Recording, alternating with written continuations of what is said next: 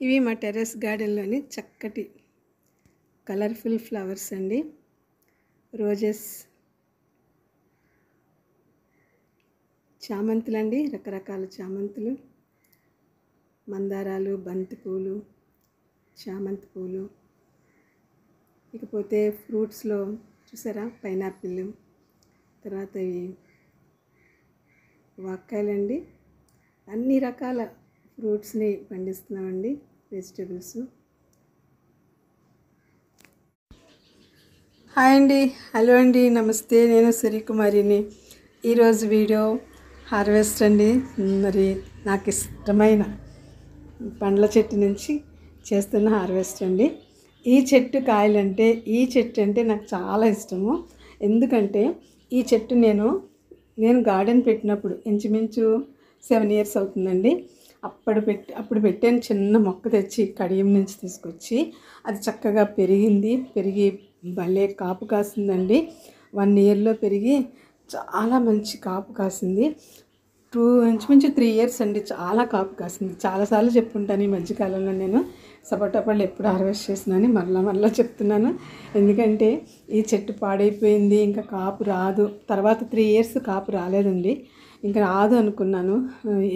ఎన్ని రకాలు ట్రై చేశానో కానీ అసలు ఆ చెట్టుకి పూత వచ్చేది, శుభ్రంగా రాలిపోయేది. చెట్టు అంతా ఒక రకమైన జబ్బు పడిన చెట్టు కింద అయిపోయింది. విసుగొచ్చింది, ఇంకా నాకు తీసేద్దాము అనుకుంటున్నాను. అయినా అంత పెద్ద చెట్టు, బాగా పెద్ద చెట్టు కింద అయిపోయింది. నేను దాన్ని ట్రిమ్మింగ్ చేసి ఎన్ని చేసినా పూత రాలేదు, వచ్చినా కానీ నిలబడలేదు. తర్వాత ఇంక ఈ చెట్టు తీసివేయాలనుకున్నాను. అనుకోకుండా మరలా చక్కగా పూత నిలబడిందండి. మరి మంచి కాపు వస్తుంది. అప్పుడు ఈ మధ్యకాలంలో నేను 4-5 times నేను కోస్తూ హార్వెస్ట్ చేస్తూ మీకు చూపించాను. కానీ ప్రతిసారి కొంచెం సైజు అవ్వగానే పెరగగానే నేను కోసేస్తున్నాను.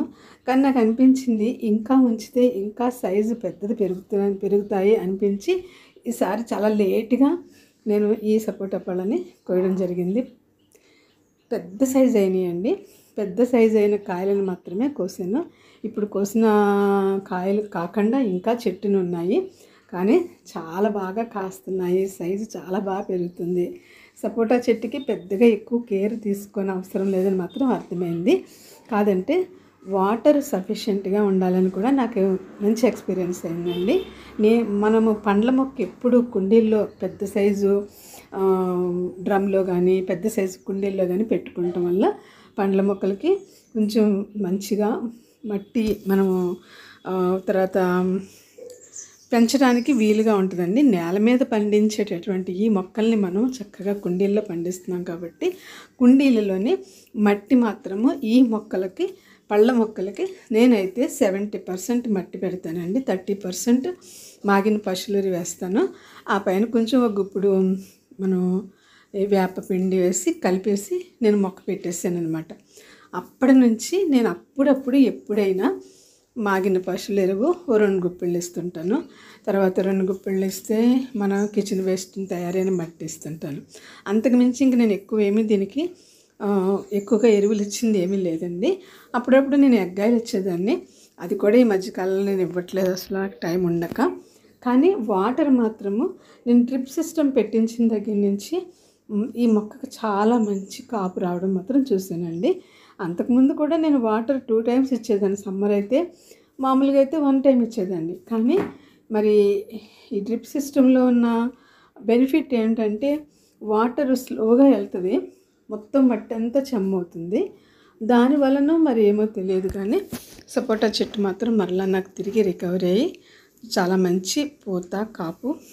మీకు నేను కోసిన కాయలు చూపిస్తానండి. సైజు ఎంత బాగా పెరిగినాయో, ఎంత చక్కగా పెరిగినాయో అని. కానీ మరి ఇంకా ఉంచితే ఇంకా పెరుగుతాయా లేదంటే మరి నాకు సపోటా కాయలు తయారైపోయినట్టుగా పెద్దగా నాకు ఐడియా ఉండట్లేదు. కాయలు బాగున్నాయి, పెద్ద అయినాయి అన్నప్పుడు కోసిస్తూ వచ్చాను. కానీ ఇంకా నేను ఉంచాను ఈసారి, ఇంకా పెద్ద కాయలు అయినాయి. ఇప్పుడు నేను హార్వెస్ట్ చేసినవి కూడా పెద్ద సైజు కాయలు హార్వెస్ట్ చేశానండి. సపోటా చెట్టు మనము టెర్రస్ గార్డెన్లో ఈజీగా పెంచుకోవచ్చు. కాదంటే కొంచెం పెద్ద సైజు కుండీ తీసుకుంటాం మంచిది. డ్రమ్ము మనం హాఫ్ చేసి మొక్కలు పెంచుతాం కదా, అందులో కూడా పెట్టుకోవచ్చండి. పండ్ల మొక్కకి పెద్ద సైజు కుండీలు ఉంటే బాగుంటుంది. ఇదండి నేను సపోటా చెట్టు పెంచిన విధము. నేను ఇప్పుడు చేస్తున్న హార్వెస్ట్ని. ఒక చెట్టు కాయలే నేను ఇప్పుడు 15 కాయలు, ఇంచుమించు 14 కాయల దాకా కోసానండి.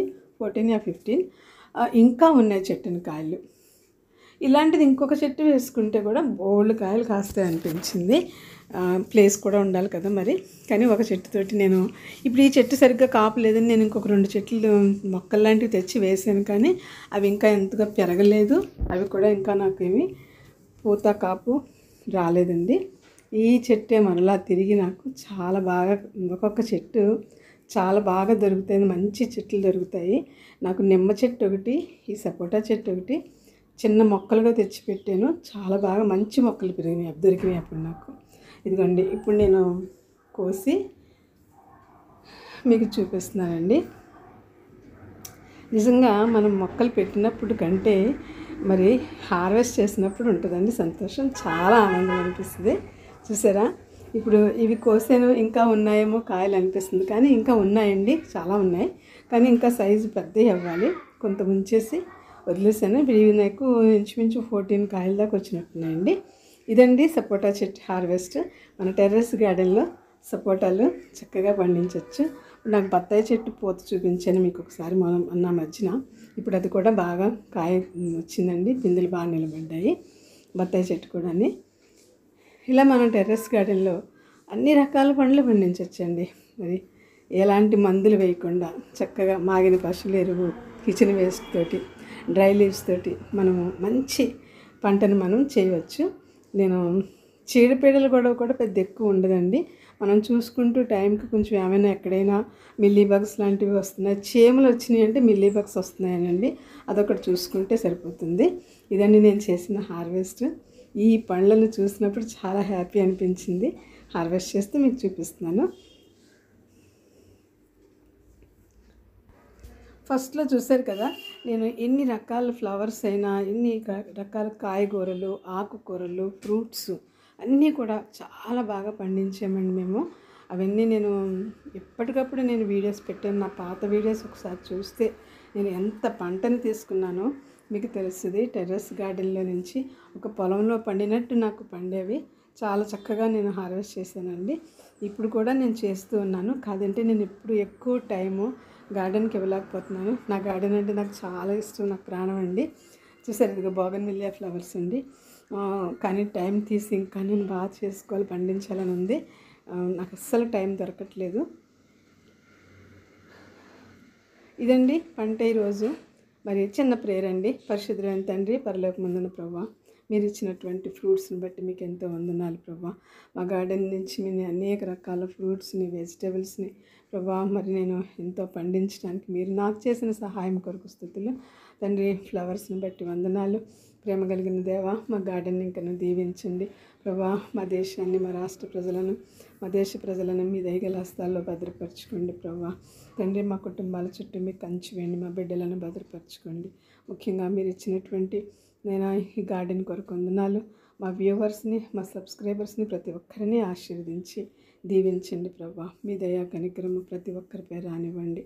మా ప్రార్థన మీ సన్నిధికి చేర్చుకుని మీరు దీవించమని, ముఖ్యంగా ఎగ్జామ్స్కి ప్రిపేర్ అవుతున్న పిల్లల విషయంలో కూడా మంచి జ్ఞానము, జ్ఞాపక శక్తి ఇచ్చి ఆశీర్వదించండి ప్రభు. అనారోగ్యంతో ఉన్నవారిని ముట్టి స్వస్థపరచమని నజరేయుడైన యేసు నామంలో స్తుతించి ప్రార్థించి బ్రతిమలాడి వేడుకుంటున్నాం తండ్రి. ఆమేన్. ఈ సపోటా కాయలనండి ఇప్పుడు నేను ఈ డబ్బాలో పెట్టి మూత పెడుతున్నాను. ఇవి ముగ్గిన తర్వాత తినడం కోసం. జస్ట్ ఇంకా ఇవి ముగ్గలేదు ఇప్పుడు. మరి నేను ఇలా డబ్బాలో పెట్టి మూత పెడుతున్నాను. టైంని బట్టి చూస్తూ ముగ్గుని తీసుకుంటున్నాము. కానీ వీటిని ఎలా ముగ్గు పెట్టాలనేది నాకు పూర్తిగా ఐడియా లేదు. మరి నేనైతే ఇలాగా డబ్బాలో ఈ కాయలు పెట్టి మూత పెట్టేస్తున్నానండి. ముగ్గిన తర్వాత తీసుకుంటున్నాము. కాయలు తయారైన దాన్ని బట్టి ముగ్గడం కూడా టైం తీసుకుంటుందండి. ఇదండి ఈరోజు వీడియో. ఈ వీడియో మీకు నచ్చినట్లయితే లైక్ చేయండి, షేర్ చేయండి.